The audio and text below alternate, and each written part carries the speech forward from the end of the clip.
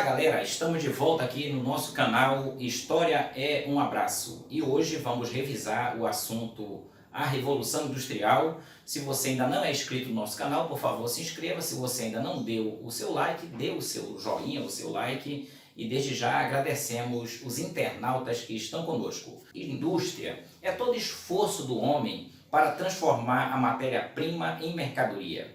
Para isso, ele se utiliza de ferramentas ou máquinas, mas nem sempre foi assim, nem sempre existiram as máquinas. A produção, nós dividimos elas em três fases: a fase do artesanato, a fase da manufatura e a fase da maquinofatura. No seu livro, na página 18, entra falando que a classe trabalhadora, conhecida também como a classe operária ou a classe proletária, é a classe que vai fazer parte desse conjunto da Revolução Industrial. Por falar em classes, nesse período nós tínhamos basicamente duas classes bem distintas.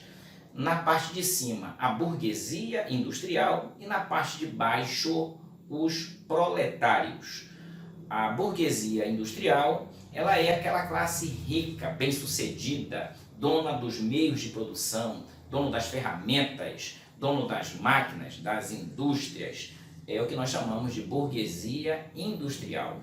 Essa burguesia, se nós fôssemos olhar na história, vamos perceber que antes, lá pelo século XVI, ela era chamada já de burguesia comercial. Mas a partir da segunda metade do século XVIII, com o advento da industrialização, essa classe burguesa, agora dona da indústria, vai ser chamada e conhecida como a burguesia industrial. Na parte de baixo dessa pirâmide social, nós temos os proletários. Proletários é sinônimo daquela classe pobre, humilde, da grande massa de trabalhadores, dos operários das indústrias, que não tinham os recursos, que não tinham as ferramentas, que não tinham as máquinas, mas tinham uma coisa importante para a indústria: a mão de obra, a força de trabalho. Proletariado é ligado à palavra prole, que significa filhos. Aliás, dizem as pessoas que a única riqueza que o proletariado tinha eram os seus filhos, era a sua prole, que era numerosa. Então daí a palavra proletariado. No livro, na página 19, você vai encontrar a primeira fase da produção falando do artesanato.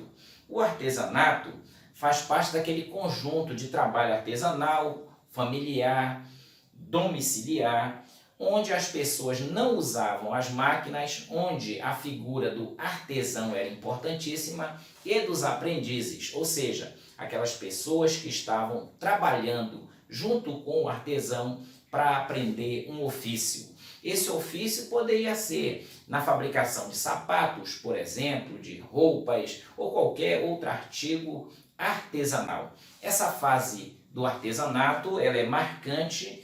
Entretanto, com o passar do tempo, ficou difícil de acompanhar um monte de pedidos que existiam, e aí tivemos que ampliar e passamos para uma outra fase da produção, chamado de manufatura. O nome manufatura significa que a produção ela acontece a partir de ferramentas simples e rudimentares, utilizando apenas as mãos, daí o nome manufaturas.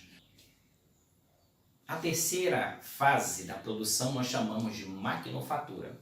Maquinofatura, como o nome fala, é a produção a partir da inserção da máquina no processo produtivo. Isso sim nós chamamos de Revolução Industrial. O conjunto de transformações técnico-científicas ocorridas a partir da segunda metade do século XVIII na Inglaterra é caracterizada pela mudança nos meios produtivos. Se produzia com as mãos, com ferramentas simples, e agora passou-se a produzir com as máquinas. Tanto na manufatura, que uma observação, tanto na maquinofatura, inicialmente, nós tínhamos a presença do trabalho infantil nas oficinas manufatureiras e nessas fábricas maquinofatureiras, nessas primeiras indústrias. As crianças, elas trabalhavam por causa do salário que era pequeno, aliás, quase não recebiam nada. Também as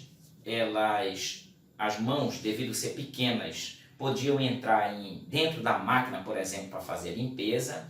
Isso era um problema muito sério, porque muitas vezes, pensando no lucro, os patrões nem chegavam a parar as máquinas e as crianças inocentes metiam as mãos para tirar os excessos, principalmente de tecidos, daquela indústria têxtil que surgiu na Inglaterra na segunda metade do século XVIII, e muitas crianças tinham os seus dedos decepados, mãos decepadas, braços decepados, muitas crianças até morriam.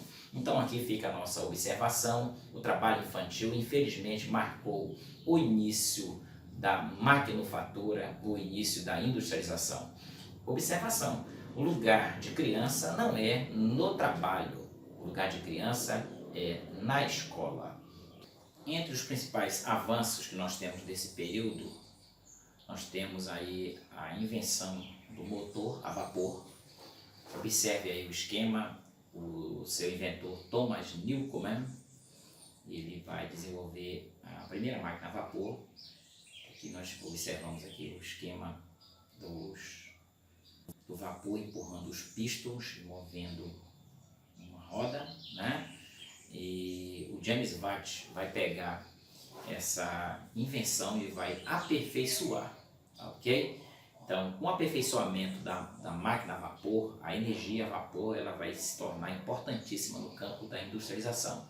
Você vai encontrar aí, utilizando a energia a vapor na indústria têxtil aqui, inicialmente, nos navios a vapor e nas locomotivas, ok? Vamos lá. Entre esses avanços nós temos o tear a vapor. Edmund, ele faz uma associação do tear mecânico, que já existia, com o motor a vapor, com a energia a vapor, e aí essa máquina se torna veloz e revoluciona a indústria têxtil, que é essa indústria que está nascendo na Inglaterra na segunda metade do século XVIII, agora no século XIX ganha todo o impulso. Aqui a embarcação a vapor, né? Até aí as embarcações elas eram a caravela que faziam as grandes distâncias, né, ligando os continentes desde o finalzinho do século XV, mas principalmente século XVI, século XVII, e agora com o desenvolvimento da energia a vapor, o barco a vapor vai possibilitar que continentes se liguem e a viagem se torne até muito mais rápida, e o volume de carga de mercadoria também vai acontecer numa escala muito maior em virtude do desenvolvimento da embarcação a vapor. Aqui nós temos mais uma imagem do navio a vapor, né? Tudo ok? E essas embarcações elas vão marcar presença, principalmente embarcações inglesas, em vários portos de vários países do mundo inteiro. A Inglaterra vai se tornar a senhora dos mares. Tem uma questão de pirataria aí, que eu não vou abordar agora, ligada também a essa questão da embarcação a vapor, tá ok? A última, nós vamos abordar agora, a locomotiva, né? Ela, claro, o motor a vapor, né? O James Watt vai ser inserido aqui na questão da locomotiva e vai promover a circulação de mercadorias terrestres. Tem muitas curiosidades ligadas à locomotiva.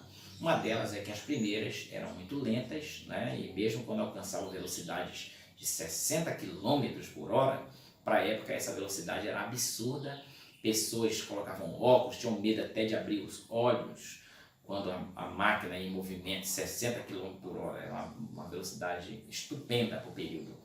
Também as primeiras locomotivas não tinham a cremalheira, que é aquele engate que fica embaixo da locomotiva e que faz engatar a locomotiva nos trilhos quando ela vai subindo as montanhas. Então os primeiros trens, as primeiras locomotivas, as primeiras Maria-Fumaças não subiam as montanhas, só andavam em locais basicamente retos, mas foi um avanço considerável e vai mudar assim a forma e a quantidade de volumes que até então eram carregadas na costa dos animais de carga, bois, jumentos, cavalos, nas carroças, e agora toneladas de produtos vão ser puxadas e conduzidas pelas primeiras locomotivas. Com o passar dos anos, essas locomotivas vão ser aperfeiçoadas e vão aí marcar a história do transporte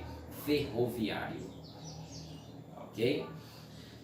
Vamos falar das consequências da Revolução Industrial. Nós temos consequências sociais, né? Entre essas consequências, o trabalho humano foi sendo substituído ou regrado pela máquina, o trabalhador tornou-se operário, e significava dizer que ele agora operava as máquinas. O ritmo de vida do trabalho deixou de ser determinado pelo ritmo da natureza. Até aí, antes da Revolução Industrial, o trabalhador olhava para o céu e enquanto tivesse sol, né, estava valendo o dia. Quando o sol subia, acabava o dia. Agora não. O ritmo de trabalho ele passou a ser ditado pelo relógio e pelas necessidades da produção. Então o trabalhador agora ele trabalha 14, 16 horas por dia, todos os dias, faça chuva ou faça sol. A produção não poderia parar. O uso em grande quantidade de mão de obra infantil, já falei há pouco disso, e também do trabalho das mulheres. E outra consequência social que a Revolução Industrial vai trazer, com certeza, é o êxodo rural. As pessoas vão deixar o campo e vão passar a morar, a maioria, na cidade.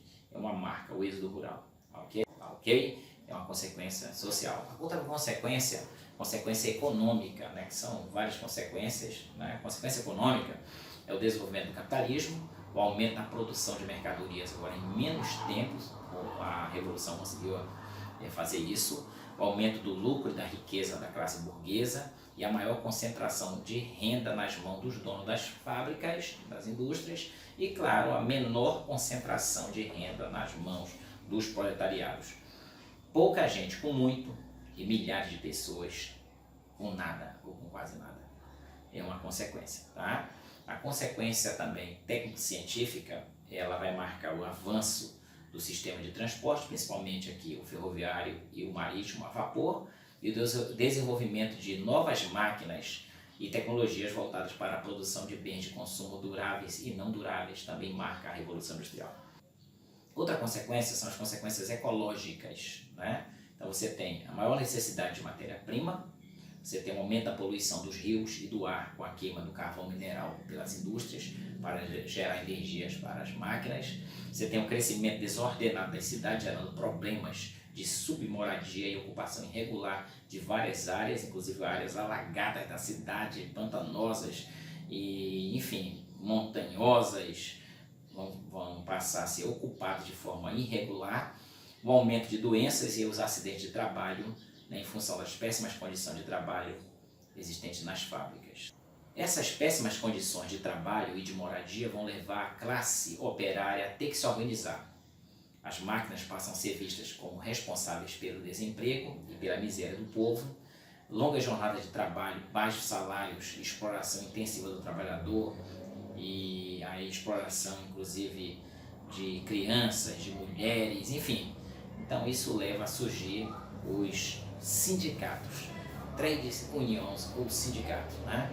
O sindicato vai ser autorizado pelo parlamento inglês, né, lá do 1824, e vão surgir as primeiras associações operárias que são agora legalizadas. Essas organizações operárias, elas vão lutar, né, e vão surgir aí dois movimentos que aparecem no livro, um movimento chamado ludismo, um movimento de um rapaz chamado Ned Ludd, né, que é um dos cabeças desse movimento.